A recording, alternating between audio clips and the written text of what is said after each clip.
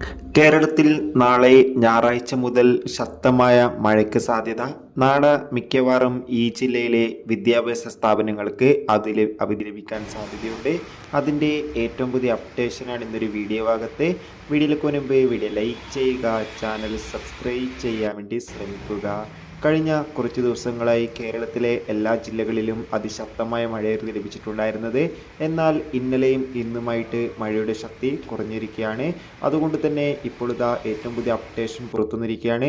ഇന്ന് ആലപ്പുഴ ജില്ലയിലെ കുട്ടനാട് താലൂക്കിലെ എല്ലാ വിദ്യാഭ്യാസ സ്ഥാപനങ്ങൾക്കും, അതായത് പ്രൊഫഷണൽ കോളേജ് ഉൾപ്പെടെയുള്ള എല്ലാ വിദ്യാഭ്യാസ സ്ഥാപനങ്ങൾക്കും അവധി ലഭിച്ചിട്ടുണ്ടായിരുന്നു. അതിശക്തമായ മഴ തന്നെയാണ് കുട്ടനാട് പ്രദേശത്ത് ലഭിച്ചുകൊണ്ടിരിക്കുന്നത്.